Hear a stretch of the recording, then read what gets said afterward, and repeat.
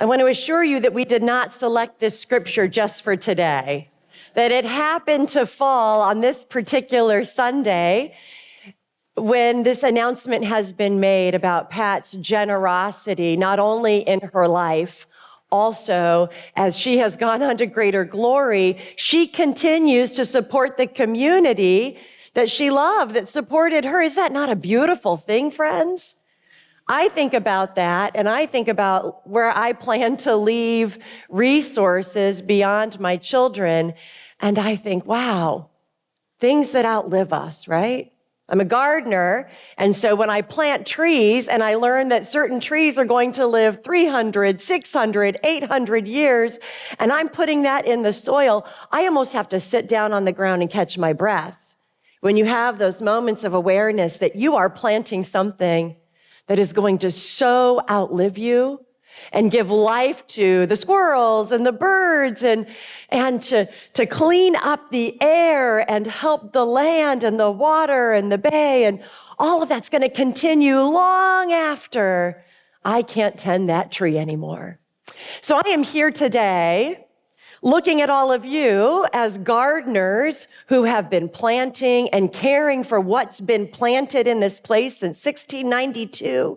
And we've got these little moments, these little visions of what it means to hold hands with the past generation while also reaching into the future to those generations that come after us. And what a joy it is just to cross paths with one another as we continue God's work in the world, right? So God bless you all for the good work you do here at All Saints Sunderland, the way that you are a community that loves and cares for one another, and that at least one of your members, when she has gone on to greater glory, has blessed this place and blessed the generations to come with her own life and labors, because that's what it is when we give money to the church. It's our work. It's the hours that we spent sweating and frustrated at a screen, figuring things out. And then when we give, we're giving our whole selves to the gospel work of this community. Now, I know some of you are like me. You're starting to spend the money already. Anybody? Go on. Come on. We're safe here. Confess if you already had one idea for what we might do with 630. Come on. Let's be honest with each other. We are in faith community. Raise both hands if you thought of two things. Oh, Ray, get a foot up there, right? I mean, it's so exciting to receive a gift. And for some of us with big imaginations or with the sense of a burning need in the community, all of a sudden a possibility, a path might open, and that can feel very expansive and exciting for us. Some others, when we hear this kind of news, think, oh, we better save that for the future, right? There's all kinds of people and different ways. I'm going to talk about that in this sermon. And that's totally fine and natural too. God put us in community so that those of us with lots of big ideas that want to spend that money 10 times are kind of in community with folks that slow us down a little bit. One of the things I recommended to the vestry, you've got wonderful vestry leaders, by the way. One of the things I recommended to the vestry leadership yesterday was that you take your time. Really take your time discerning what the Holy Spirit calls you to do as a community with these funds. They are such a precious gift, and utilizing them will really indicate where you're moving as a congregation. It deserves time. It deserves prayer. It deserves the best of ourselves to determine how God is calling the community to utilize it in spreading the good news in whatever way you're called to do that. I have no idea about what you ought to do or should do other than you should take your time. Take your time and not rush. And I give thanks to God that your finances are steady and stable enough that you don't have this pinch where you feel like we have to do something right away. You are a healthy congregation and you can take the time it requires. I think these verses from the Psalm would be really helpful for the vestry. If you'll look with me at Psalm 37, verse 5, we could say this to the leaders that you elected to the vestry and that have been appointed to positions of leadership. vestry leaders, executive leaders, clergy. Commit your way to the Lord. Put your trust in him, and he will bring it to pass. What is it? We don't know yet, but we know that God will bring it to pass. We don't know what it is, but we do know that God will bring it to pass. God will make your righteousness as clear as the light and your just dealing as the noonday. Be still before the Lord and wait patiently for him. As an impatient person, this is good for me to read. This is good for me to read aloud to you, right? So this is really good advice for us when we are facing things in life that require real time and real discernment. I'm going to share a story with you about a time in my life when I was in discernment. I was thinking about becoming a priest. Now, I was a much younger woman, half my age. It's 25 years ago. I'm 51 if you need me to help with the math. So about half my lifetime ago, before kids and all the bigger responsibilities, I was working at the Maryland Institute College of Art in Baltimore City. My best friend was working as a deputy district attorney in Multnomah County, Oregon, and I'm originally from the West Coast. And so I traveled back to Oregon to visit her, and we're young, and the world is our oyster, right? We're gonna have some fun together. And she says, Dina, when you come, there's a bunch of us from the office that are gonna go bungee jumping that weekend. Should we go with them? And I was young and dumb, and I said, sign me up. And she said, really? I said, yeah. And she's very cautious. She's an attorney, and she's pretty cautious, and she's gonna do this with a bunch of attorneys. I figured they know what they're doing. They've read they've checked it out, so this is the best possible time to bungee jump. So I am there with her in Oregon, and we take this beautiful drive, and her parents come with us, who I just adore. And we take this beautiful drive, and we're on this old fire truck road kind of thing, or logging road, and there's a bridge at this gorge. And when you look over this way, you see Mount St. Helens. So now some of you really know where I'm talking about, if you were alive when Mount St. Helens erupted. And so we're there by Mount St. Helens. It's absolutely gorgeous. And about half of us, there's probably 25 of us, half of us have done this before and half of us have not. So the bungee master says, if you're new and I haven't done this with you before, I need you to come and stand in front of me. So we stand there, here we go, big risk. He stands in front of us and he says, okay, make sure this is all tight. Yep, we're tight. Get all the gear on, okay. Check this again. Okay, we double check, triple check. And he says, all right, first timers, what you're about to do is to make a commitment. You think you're taking a risk. You've already decided to take the risk. That's a long time ago. Right now, as you stand on the edge of this bridge and prepare to bungee jump, this is not about taking a risk now. Now it's about making a commitment. I want you to have a really great jump. Anybody can just sort of, I did it, right? What I want you to do is I want you to find something in this gorge, and I want you to focus on it. And I found a tree off to the left over there. And I want you to look out at that object, and I want you to bounce like a diving board, and I want you to fly towards it. Commit to the best jump of your life. Okay, I just needed to know what to do. It was very helpful. So the time comes and I get on the edge, look out that tree, and I just fly. It's amazing. I committed, I made a choice, I felt free, and like I was flying. And then this other wonderful thing happened where I was so free and flying, but also a bungee caught me and I started to bounce, and that also was wonderful. I was not totally free. I was glad to be tethered to something bigger, stronger, dependable, that I could trust and just enjoy the bouncing feeling and being tethered, right? This is not like the faith journey, just setting our sights on that commitment and going for it, knowing that we will be free to make choices and God will remain tethered to us, that God does not let us just stay free and go too far, but brings us back and lets us come back.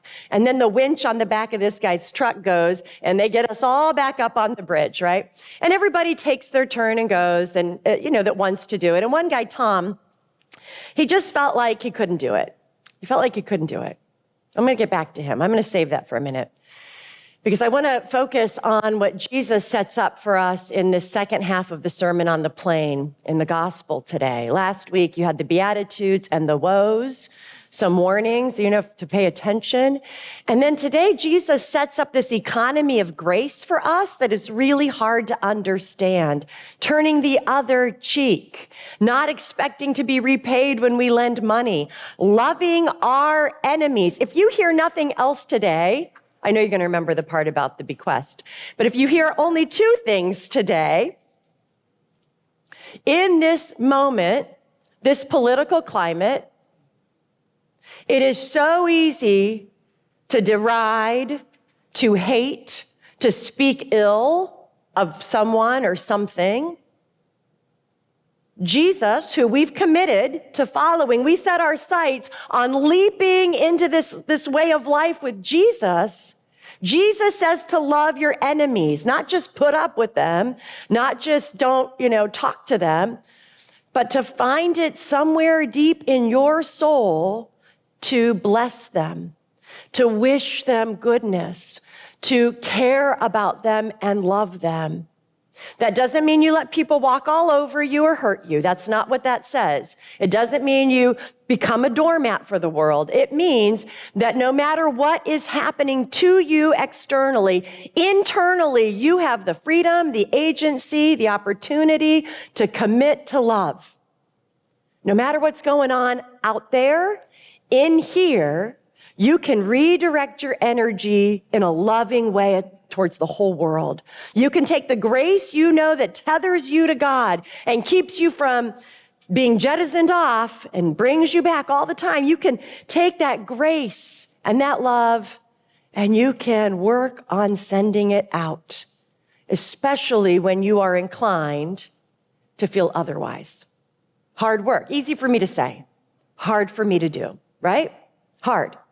This is what keeps coming up for us for 2,000 years in the gospel. We didn't just make this up today for today's political moment. It's been here all along, way before us. It'll be here after us. So Jesus constructs this economy for his followers that's about grace and forgiveness and the real freedom that we experience when we can learn how to use that grace power in us to live into the new economy in which we live more and more like Christ, more and more like God, remaining tethered to that grace. It's good for us to remember, isn't it?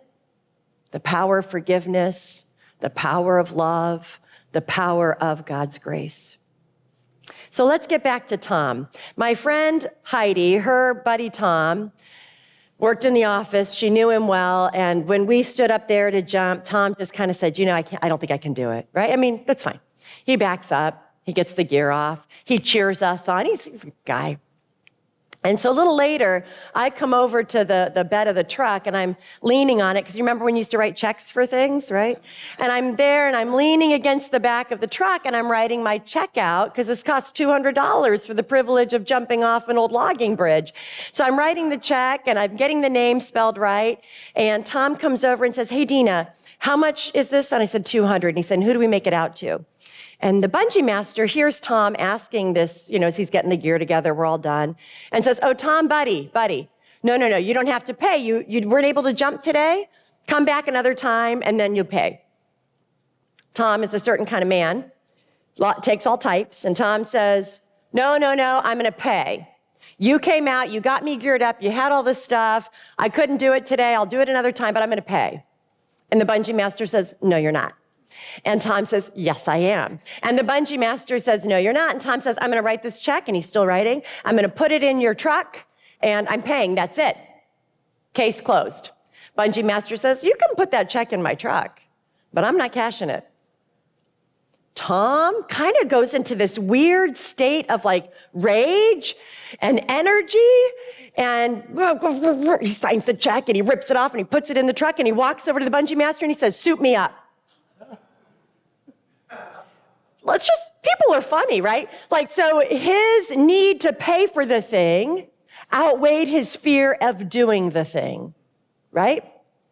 This story is so bizarre, because people are a little bizarre, if we're honest. Tom wanted to buy his way out of the experience, didn't he? He felt a little embarrassed that he couldn't do it, and he thought if he wrote this check, he'd feel better. He'd buy out of the bungee jumping experience, and he'd go home with a clean conscience. And the bungee master didn't let him do it. I share that story in the church because sometimes when we are writing our check or our pledge card, or we're making a gift, or we're donating to a thing, we think, oh, I'm going to give food to that food pantry. That's my way of sort of buying out, actually. We don't see it as buying in. Like Tom, we think that we can buy our way out of things. And the life of faith, this economy of grace that Jesus invites us into, every check we sign to this church or any outreach effort, any hours we spend at the shelter, any hours that we dedicate to raising funds for ministry, all of that is us buying into the economy of grace, not buying out of it, right? Now, your treasurer, I met your treasurer, Steve, yesterday. He's going to go ahead and cash that check, whether you fully buy into the experience or not. Am I right, Steve? It's probably going to get cashed, yeah. So it's not like the bungee master who says, you don't follow that check with your whole self and take the jump and make the commitment, we're not cashing it. We don't say that in the church. We cash it. And yet, we know, friends, that in life and in death, we have this opportunity to commit.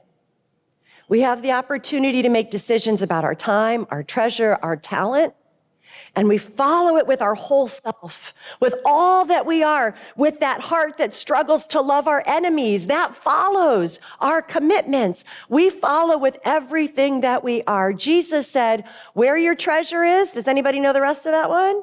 There your heart will be also. We get it the other way. When we invest our time, talent, and treasure into ministry together, we follow it with our whole self. Even that part of us that wants to be protected and guarded, that part follows and loves. So in the days ahead, as you celebrate this beautiful gift, this legacy of one of your own friends and dear members, open your heart. Open your heart to God's economy of grace. It's wonderful to celebrate the possibilities of this gift. Follow it with the possibilities of being fully an economy of grace in this place. Not only when it comes to money resources, when it comes to your time, how you love, forgiveness, follow with your whole self. Amen.